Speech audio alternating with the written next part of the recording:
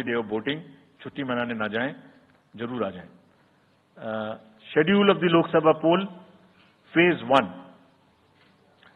We'll do it in 7 phases, as was done last time. 7 phases. Phase 1 will start from 20th March notification, 5 days from now. And last date of withdrawal would be 30th March and date of poll would be 19th of April. इसमें phase 1 का schedule एक दिन से हमें 2 बार करना पड़ रहा है, फिर बिहार के लिए वहां एक फेस्टिवल है, तो नोटिफिकेशन की डेट सेम है, लेकिन बस लास्ट डेट ऑफ विड्रॉल हमें 30 मार्च की जगह 2 अप्रैल सिर्फ बिहार की फर्स्ट फेज के लिए करनी पड़ रही है, क्योंकि वहां त्योहार है। और 19 अप्रैल को यहां वोटिंग होगी और पूरी कंट्री में 4 जून को काउंटिंग होगी। So phase 1 this will look like this. ये मैप भी हम आपको प्रोवाइड कर देंगे। अभी ये जो येलो पोर्शन है ये ऐसा दिखाई देगा। तो इसमें जो फेज 1 का जो मैप है, इसमें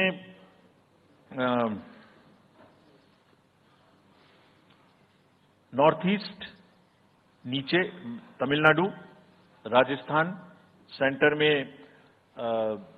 छत्तीसगढ़, मध्य प्रदेश और उत्तराखंड, और ऊपर में जम्मू कश्मीर की 1 पार्लियामेंट्री कॉन्स्टिट्यूंसी। ये येलो फर्स्ट फेज का आपके सामने में मैप है। सेकंड फेज और फर्स्ट फेज में 21 स्टेट्स जाएंगी पोल में। Second phase notification will start on 28th of March and date of poll will be 26th of April. Similarly here, in case of J&K, because of the some holiday, the date of one day would be different, date of security of nomination would be different, but date of gazette notification or date of poll would be common. Phase 1 में 21 राज्य polling में जाएंगे और phase 2 में उसमें से और राज्य जुड़ जाएंगे। So this is the map which would be phase 2, जिसमें हम नॉर्थ ईस्ट में काफी जगह चुनाव को कंप्लीट करते हुए, तमिलनाडु में कंप्लीट करते हुए, सेकेंड फेज में राजस्थान को भी कंप्लीट करेंगे। Phase 3 would be from 12th of April and date of poll will be 7th of May. इसमें भी टोटल 12 स्टेट्स उस समय में जा रही होंगी और इस फेज में 3 नए राज्य में चुनाव शुरू होगा। इसका मैप कुछ इस तरह से दिखाई देगा। राजस्थान हम कवर कर चुके होंगे, तमिलनाडु कवर कर चुके होंगे, केरला कवर कर चुके होंगे, गुजरात इसमें कवर कर लेंगे, नॉर्थ ईस्ट पूरा कवर कर चुके होंगे और हम नए राज्यों को मिला के 3 इसमें नए राज्य भी जुड़ेंगे। फोर्थ फेज में 18 अप्रैल को गजट नोटिफिकेशन होगा और date of polling would be 13th of May.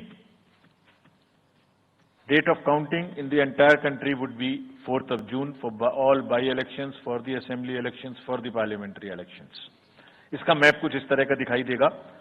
इस समय तक हम इसमें Telangana, Andhra, Odisha would start, and by that time, other than that, entire South India would be complete, entire Western India would be complete, Northeast would be complete. और fifth phase 26 अप्रैल से शुरू होगी और 20 मई तक चलेगी। 20 मई तक डेट ऑफ पोल होगी, बीच में नॉमिनेशन, स्क्रूटनी और विड्रॉल की डेट्स रहेंगी। Counting of course is 4th of June. It will look like this, which is in front of you, and phase 5 में 49 constituencies will be going to the poll. Phase 6 में 57 constituencies will go to the poll, starting from the gazette notification on 29th of April and finishing on 25th of May 2024. इसका map कुछ इस तरह का दिखाई देगा कि मोस्टली यूपी, बिहार, बंगाल, उड़ीसा और साथ में कुछ नॉर्थ का पोर्शन चालू रहेगा। Last phase, 7th phase notification will be on 7th of May and polling on 1st of June. So last polling would be on 1st of June and counting on 4th, and इस phase में पूरा पंजाब हरियाणा भी शामिल रहेगा, Bengal, Bihar, Orissa. This is how the map will look. Yellow denotes the first phase and accordingly the legends are given.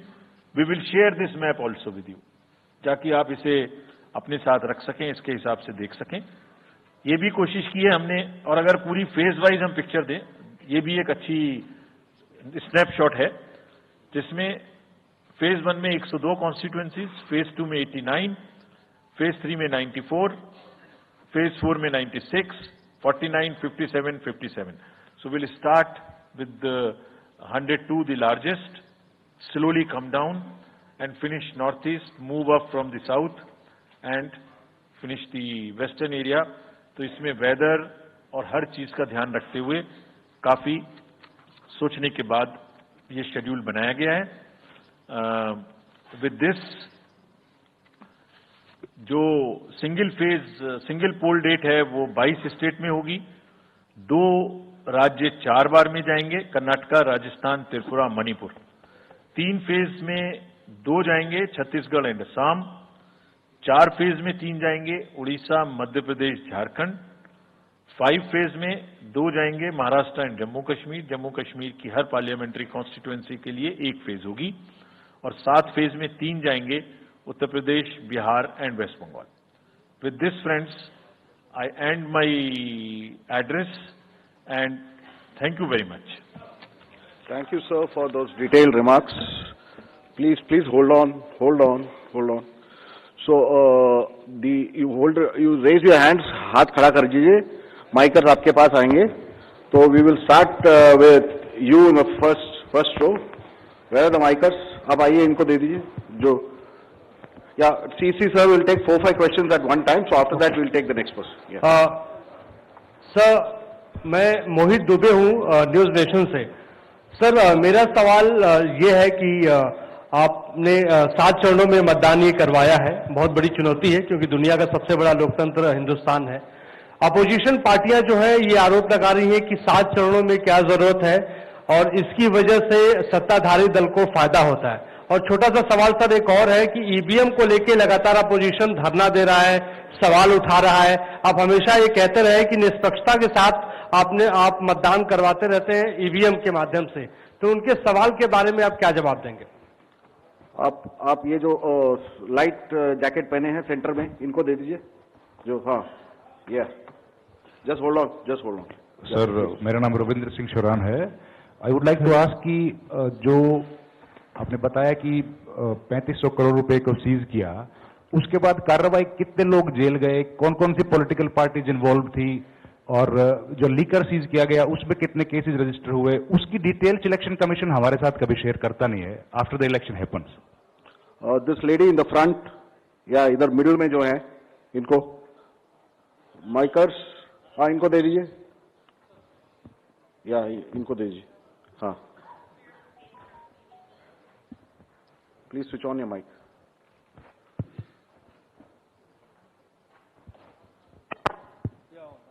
Great. Samir Hussain from BBC News. This is an incredible feat to try and get every person who's eligible to vote. I'm wondering how much money is being spent. And in addition, what is the biggest concern in terms of these elections? Okay. The lady in the 4th row over there with that black dress, उनको दे दीजिए. माइकर्स middle में, हाँ उनको जो बीच में है वो lady जो है, हाँ give it to. Yes, switch on your mic.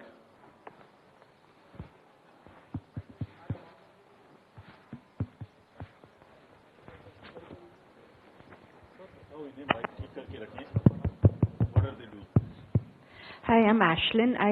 You said in your speech